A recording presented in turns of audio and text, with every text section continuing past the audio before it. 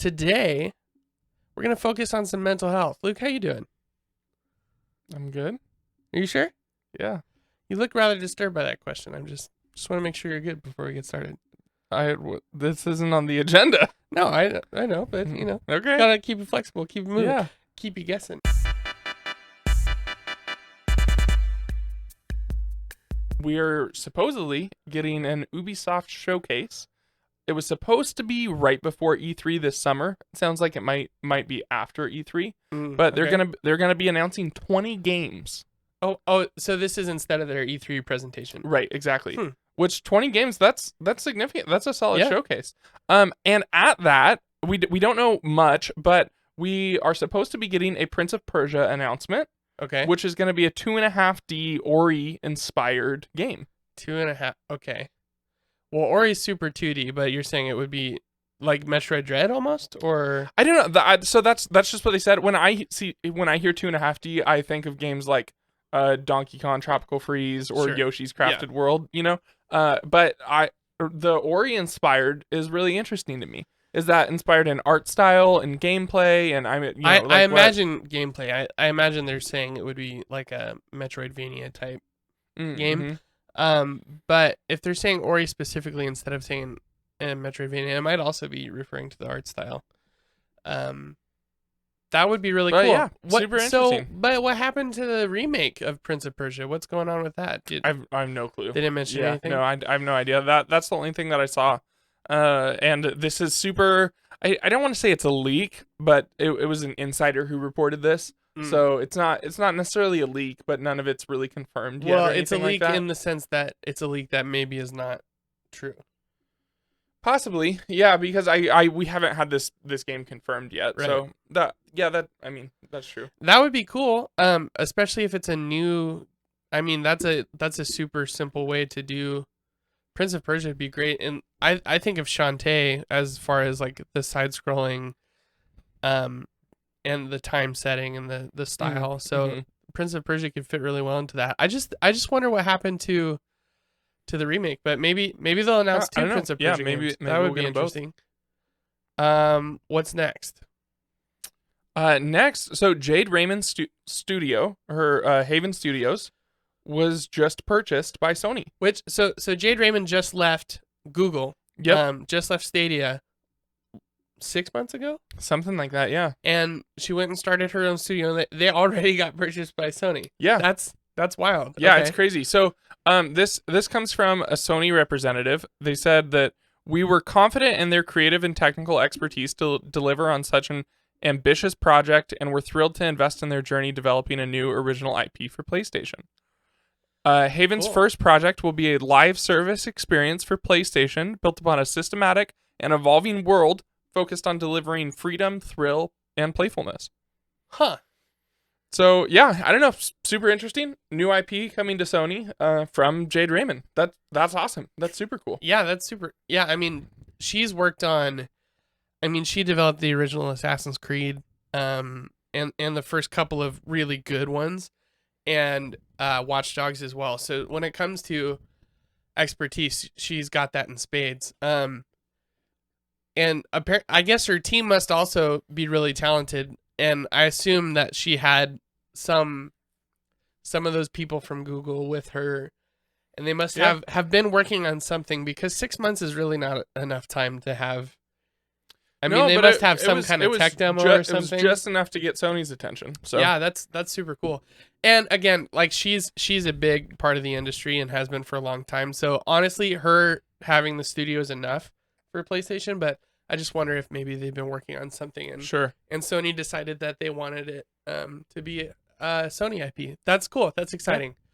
This next one is super cool. Kirk, tell us about it. So the Nintendo Switch Pro is here. Only in software form. And you can download it right now. It's called Nintendo has added folders to the Nintendo Switch. This is unbelievable. Yeah. I saw this right before we started recording. Let me pull it up here. And I thought it was a joke. What did I say? Luke, do you remember? No. I literally read the title. I said, Nintendo Switch now lets you organize your games in folders. Oh, that's a cap.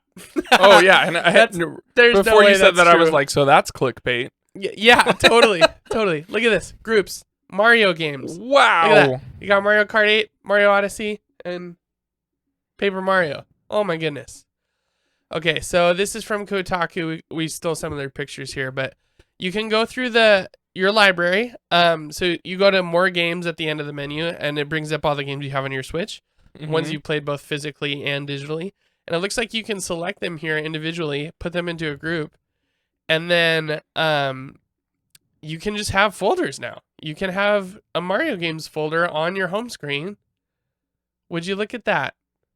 Groups. That's so cool. That's amazing. That's a next gen feature.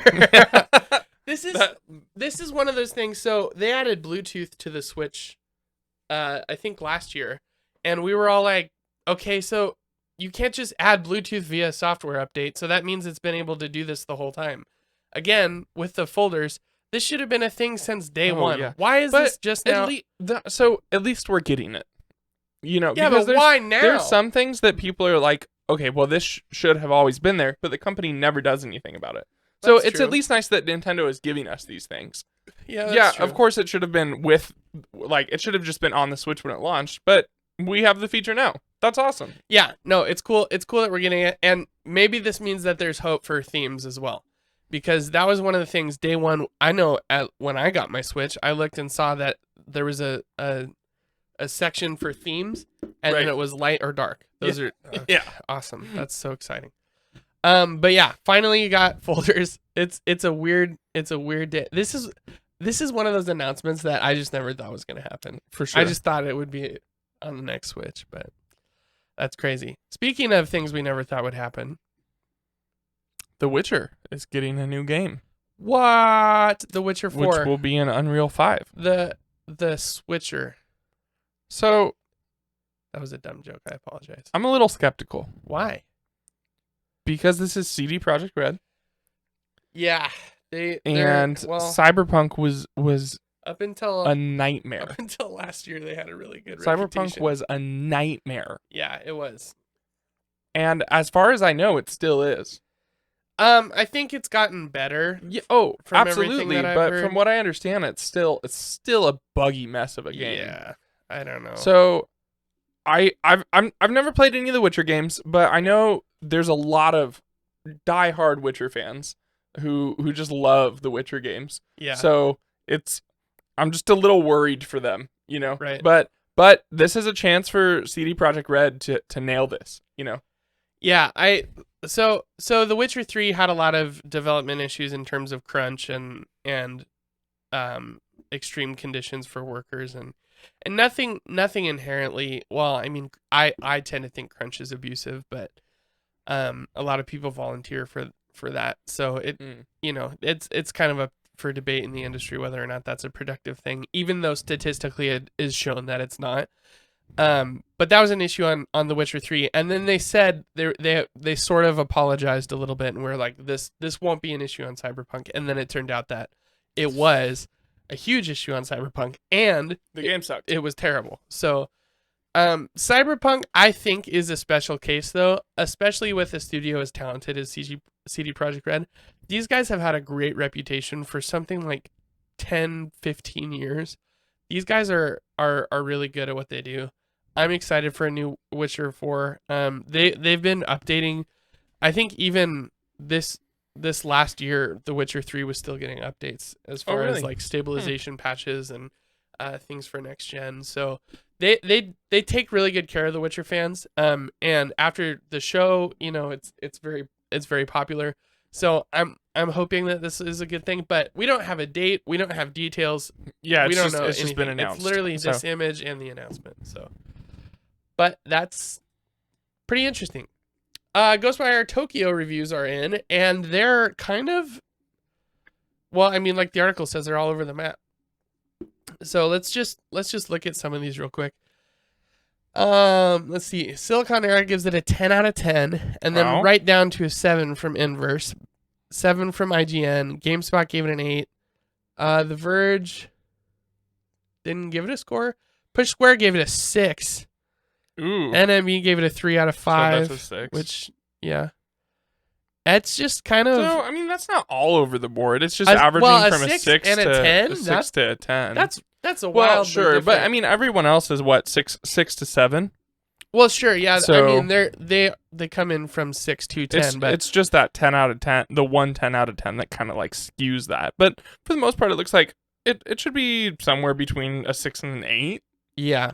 I heard, so I had heard from Dreamcast guy and Nate Drake this weekend on the Spawncast. They mentioned they both really liked the game. So I'm interested. I was already gonna pick this up. Now I'm even more intrigued just to see what I think of it. For sure. It's weird to see. Games are usually within like several points of each other, like 8.5 to. Oh, really? So as from these big guys anyway. I mean, sometimes it is all over the place, but this seems like a pretty big spread of scores, and so I'm curious. I'm curious what I'll think of it. It's a weird game because if you've seen the footage of it, it's a first person. It's like, well, it's the style of a first person shooter, but it's all like magic and sorcery and stuff, and it looks very horror genre, but apparently it's not, because it's so fast paced and you're so powerful that you can kill all those really ugly things. They're not really that scary anymore. Sure. But yeah, I don't know. Yeah. It'll be something that I'll probably talk about, probably not next week, but in the coming weeks we'll have some thoughts on that game.